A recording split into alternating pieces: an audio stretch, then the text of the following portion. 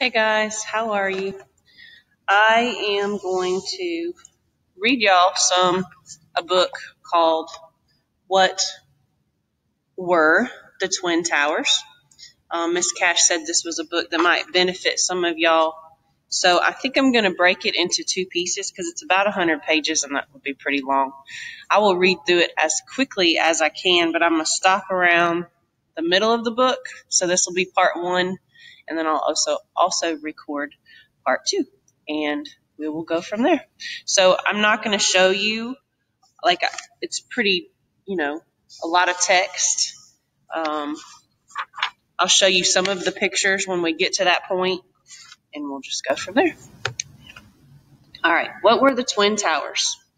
It was a perfect end of summer morning in New York City.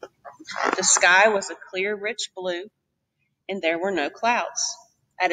At the tip of Manhattan, by 8:20 a.m., people were streaming in from subways and from the Staten Island ferry boats. The World Trade Center's twin towers gleamed in the sunlight, the North Tower and the South Tower. Some office workers lingered in the tree-lined plaza at the base of the buildings. So that's what the picture is. Many people were already downstairs at their desks starting work.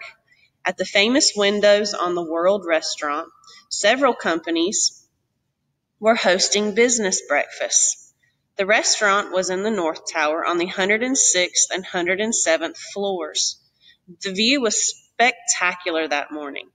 Diners could see more than 50 miles in any direction. It was just another normal morning.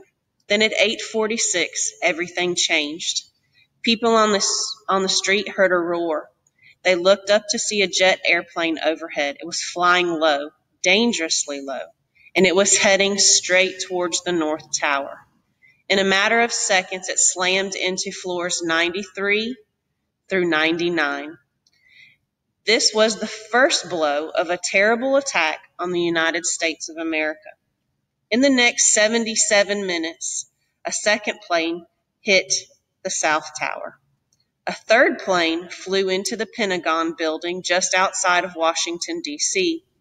A fourth plane crashed into central Pennsylvania. There it is hitting the... Everyone in the four planes was killed, including the 19 men who had hijacked the flights and carried out the attacks. By 10:28 that morning, both towers had collapsed, killing more than 2,606 innocent people. Another 125 died in the Pentagon. In all, 2,977 died on September 11, 2001, counting the passengers and crew on all four planes. In the months and years that followed, there would be more victims. Many were rescue workers, police officers, and firefighters, as well as construction workers who came to clean up the site. They became sick from breathing the polluted air while working at Ground Zero. That became the name for the area where the Twin Towers had once stood. Why were the Twin Towers targeted? Who was behind the attack? And how did that terrible day change the United States? Chapter 1. Money, Money, Money. More than any other city in the United States, New York has always been a center of business. In America in the 1600s and 1700s, many colonies were founded by groups seeking religious freedom. But not New York. It began as a Dutch trading post called New Amsterdam. Its purpose was to make money. So it shows you the United States map and the New York. The Dutch took advantage of the large natural harbor that stayed ice-free all winter. This meant that ships with cargo could come and go all year, and the Hudson River to the west of New Amsterdam offered a route to fur trading posts that were farther inland. The British forced the Dutch out of New Amsterdam in 1664 and renamed it New York. They stayed over 100 years until the end of the Revolutionary War in 1783. After that, New York became the trading center of a new young country, the United States of America. Manhattan, where New York city began is an island. Because of that, over time, 6 bridges as well as 4 tunnels, 2 under the East River and 2 under the Hudson, were constructed to connect Manhattan to mainland areas. So you got the ships from back in the day in the port, and then you got that which is, the United States. Many of these transportation routes were overseen by an agency called the Port Authority of New York and New Jersey. It has control over the port, covering a 75-mile circle, with the Statue of Liberty at the center. Tolls from bridges and tunnels provide the money for more new projects. In the middle of the 20th century, the Port Authority headed the biggest building project in New York's history, the construction of 2 skyscrapers, each 110 stories. They were the tallest buildings on the planet, at least for a while. So here's your map of New York, okay? Chapter 2, Sky-High Towers.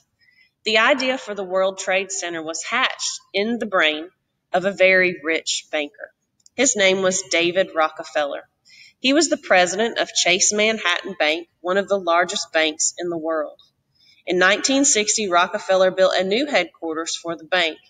It was a 60-story glass and steel skyscraper in lower Manhattan near Wall Street. This area was often called the dullest part of Manhattan. It was full of older office buildings for law firms and accounting companies. At night, it was a ghost town. David Rockefeller wanted Lower Manhattan to attract all kinds of businesses and become a lively neighborhood. He couldn't afford to build more big skyscrapers by himself, so he approached the Port Authority to help with the project. So there's David Rockefeller's a drawing of him. And then that's what Lower Manhattan looked like before. It was smart of Rockefeller to ask the Port Authority. It had a special power called eminent domain. This meant it could get rid of privately owned buildings to make way for its projects. It didn't matter if there were homes or businesses where it wanted to build, they would be torn down. When the new project called the World Trade Center was proposed, the Port Authority used eminent domain to get the land it needed. By the fall of 1961, a plan called for the World Trade Center to be built over a railway terminal that linked Manhattan to New Jersey. The location was a 12-block square near the Hudson River. That's as big as 74 football fields. Most of the site was covered by old, low buildings, some brick houses, garages, and lofts. They would all have to be knocked down. Would anybody really mind if those buildings were torn down to make way for the Trade Center? Yes. There turned out to be a lot of opposition to the plan. Part of the area was known as Radio Row because so many stores sold or repaired radios and electronics. Small business owners tried to stop the projects. Owners of office buildings were also against the plan. With so much new office space available, 10 million square feet, rents would drop in the older buildings in the area, and landlords would lose their money. So that's what the street looked like before. But there were also was also strong support for the project. Following a 1962 speech, President John F. Kennedy said that the Trade Center would be good for the country's economy. Yet even with backing from a president, big projects do not happen 1, 2, 3. The World Trade Center did get approved, but the process dragged on more than 5 years. From March of 1961 to August of 1966, New York City was going to get 2 new giant buildings. Still, city officials wanted something done for so much disruption in the area. The head of the Port Authority was a man named Austin J. Tobin. He came up with an idea. All the dirt dug up in the process of building the World Trade Center would be trucked a few blocks away, and it would be dumped into the Hudson River. This would create 23 acres of new land for Manhattan. New York City would own the land and could either sell or develop it. Tobin's idea was very clever. New York City got free new land, and the Port Authority didn't have to pay for all that dirt to be carted to some faraway place. So it shows you the map.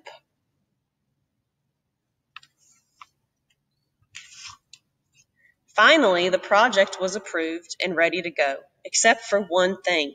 There was no definite plan for the buildings. In fact, an architect had not even been chosen.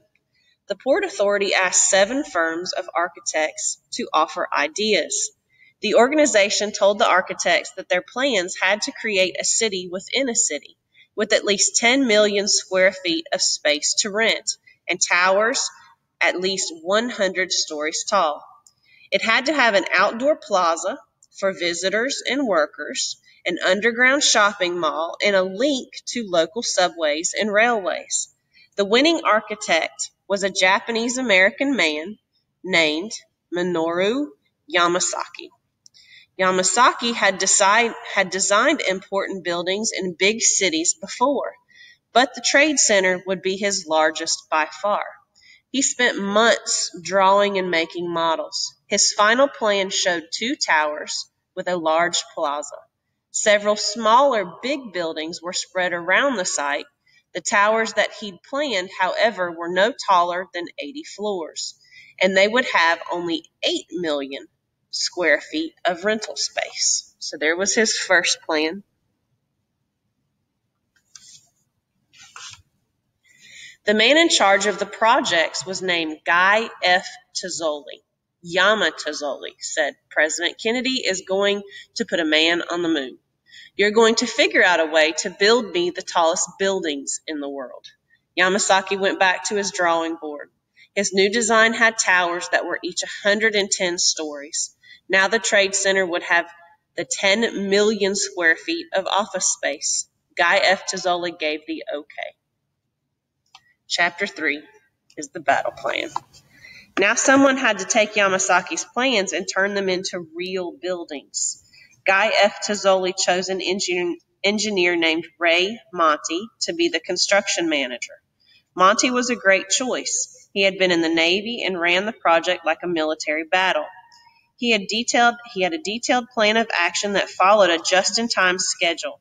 That meant that all the pieces of the buildings, I-beams, pipes, wiring, even the bolts to hold everything together, would arrive at exactly the moment that they were needed. The first part of the project started March 21st of 1966, when crews began tearing down all the old buildings on the site. After that, the crew dug down 70 feet until they reached bedrock. Bedrock is a layer of super hard rock beneath the soil. That was where the bases of the towers would rest. The Hudson River was only 700 feet away. Half of the site was where the river had once run, way back when New York was called New Amsterdam. Over the next 300 years, the Hudson had been pushed west by landfill, old piers, dirt, junk, and even some old buildings. The engineers needed to be sure river water would not seep into the construction site, so they built what came to be called a slurry wall just west of the towers. So this kind of gives you an idea.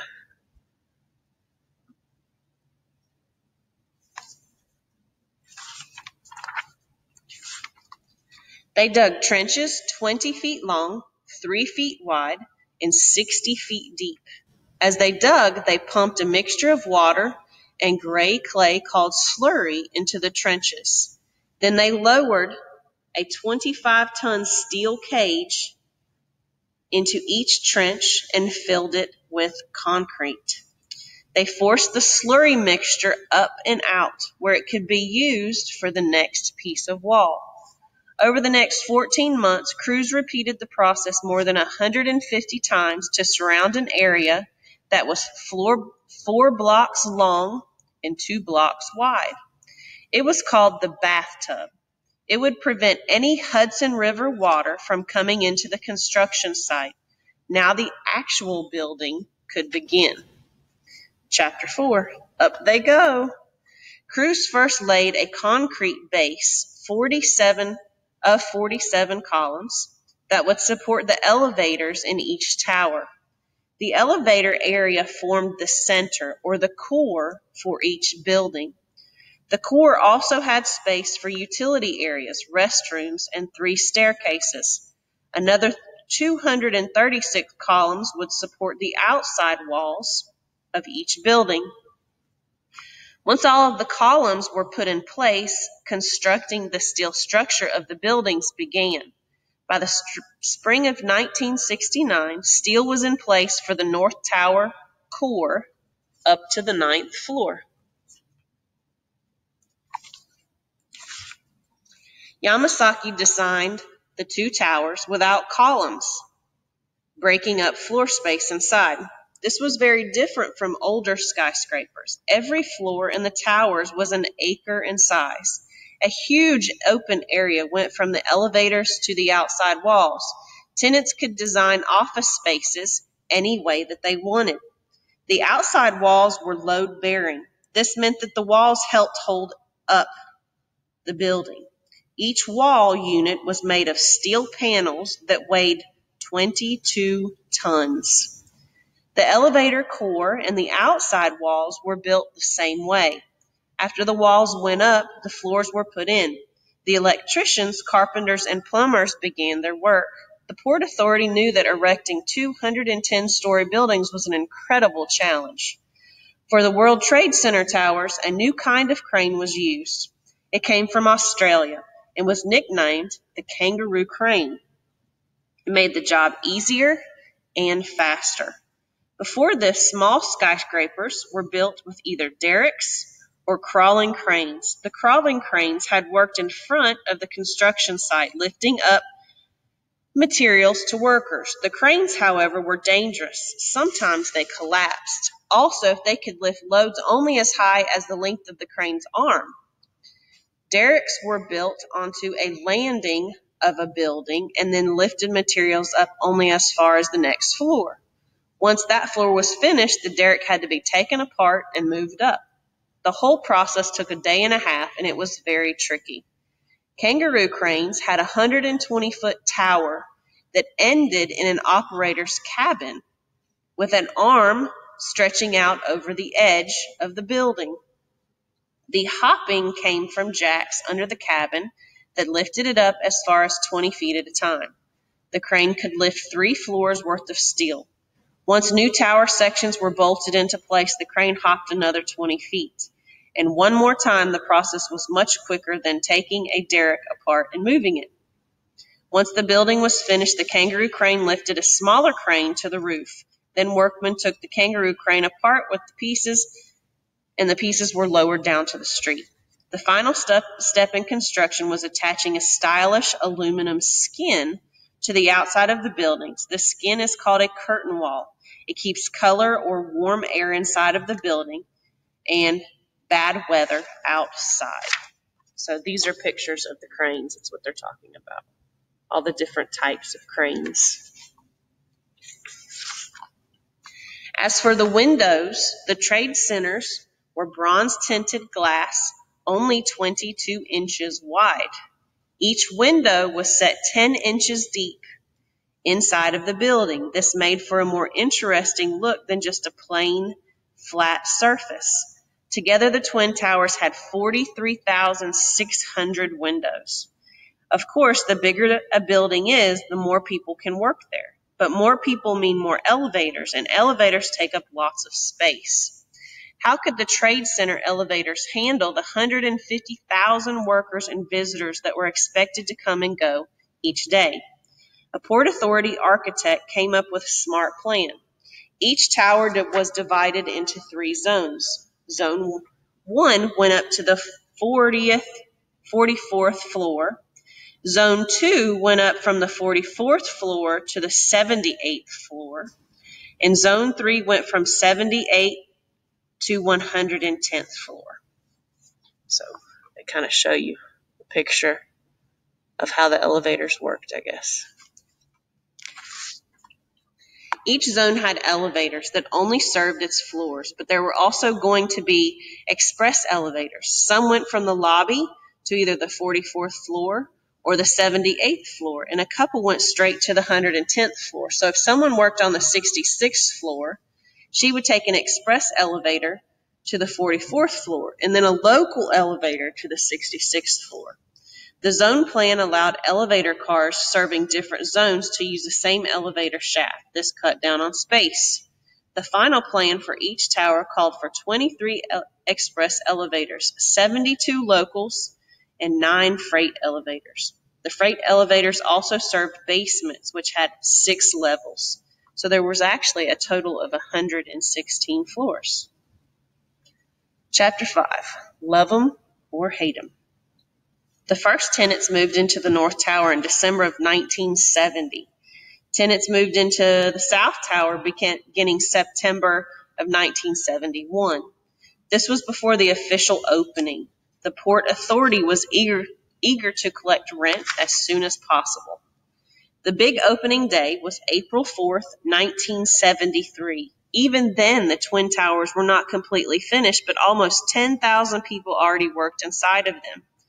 The governors of New York and New Jersey both spoke at the ceremony in the lobby of the North Tower.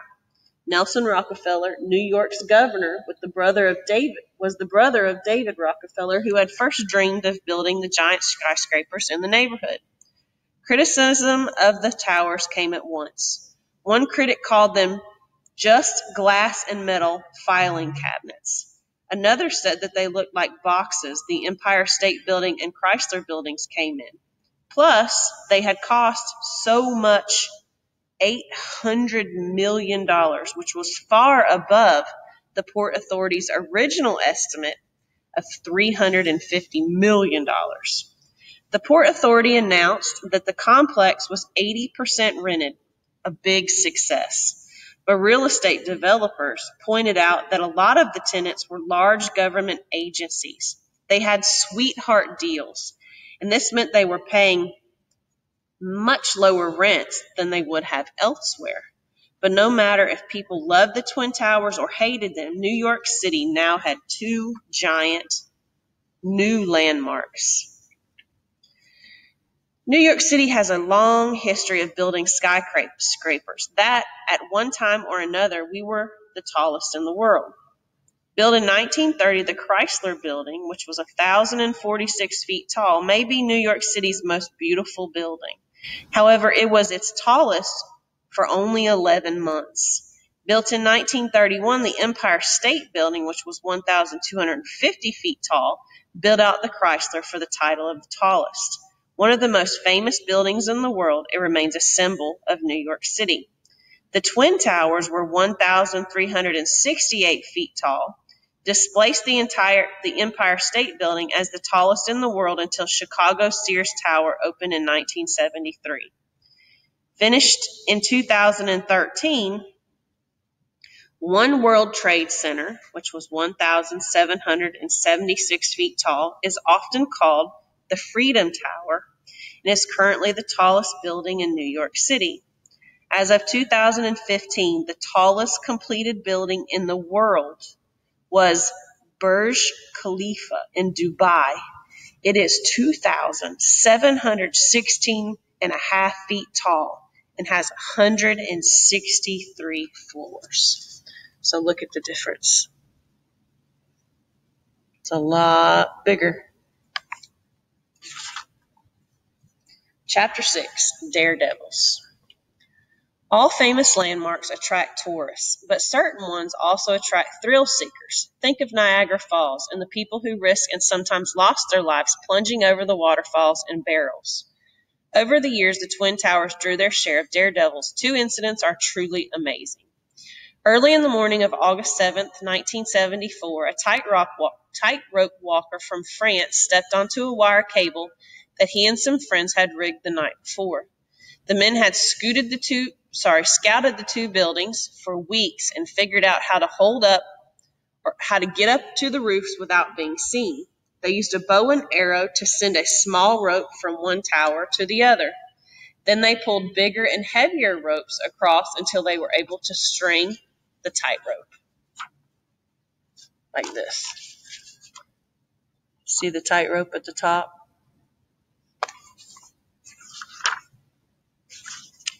This was no ordinary circus act. The wire ran between the World Trade Center's north and south towers.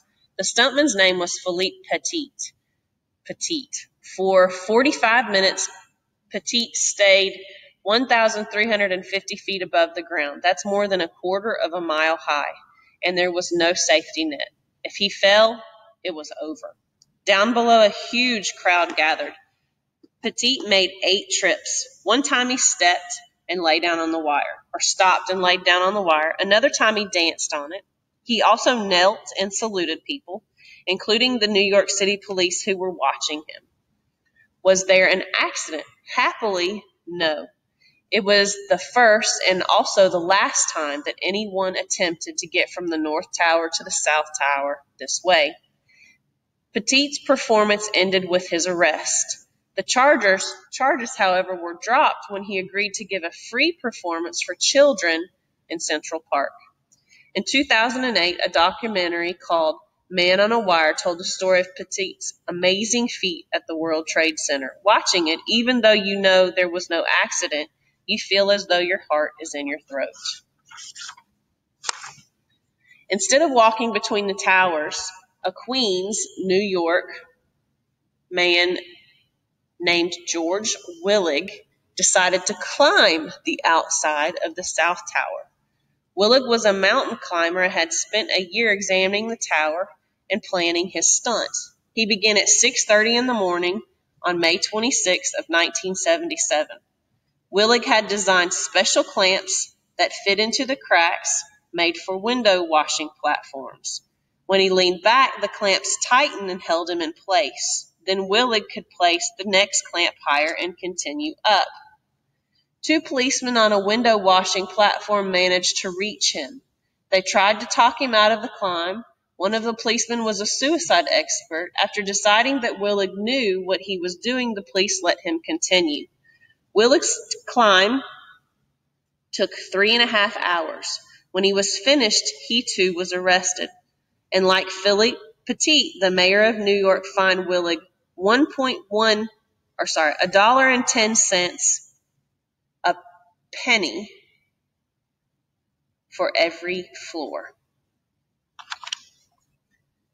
The World Trade Center was truly a city within a city. So much mail came to the Trade Center complex that it had its own zip code, 10048. On an average day, as many as 150,000 people visited the towers. Some came to do business with the companies located there. Others visited merely to marvel at the sheer size of the buildings. In the South Tower, called 2 World Trade Center, tourists paid to take a super-fast express elevator to the 107th floor indoor observatory. There was also an outdoor viewing deck on the roof. This view was awesome. So they say. The North Tower, or One World Trade Center, had a much more expensive tourist attraction. The Windows on the World Restaurant was on the 106th and 107th floors. It offered fancy food along with beautiful views. So you can kind of see the river out there. Each morning, about 50,000 Trade Center workers poured out of the city subways in New Jersey and the New Jersey trains that stopped below the buildings. They grabbed coffee at fast food restaurants and the underground shopping level to take to their desks. On nice days, they enjoyed their snacks or lunch outside in Austin J. Tobin Plaza. Besides the office workers, thousands of men and women kept the Trade Center humming day after day. There were window washers whose jobs never ended. Once every window was washed in the 2 towers, the whole process had to start all over again. Cleaning crews kept the building shiny and bright. Engineers, electricians, and plumbers repaired the equipment.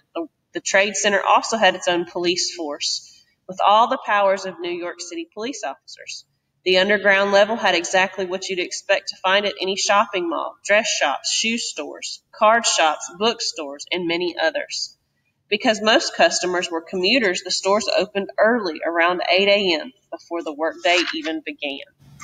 The trade center was much quieter at night. The neighborhood didn't become the lively 24/7 area that David Rockefeller had hoped for, but still, the towers were never empty. Besides the overnight cleaning crews, the plumbers, the electricians, and the many security workers, there were people who worked at companies that tracked the stock markets in Hong Kong, Tokyo, and other cities many time zones and a half a world away. By 6 a.m., when some of the overnight workers were heading home, the first of the daytime workers were streaming out of the subways and trains again.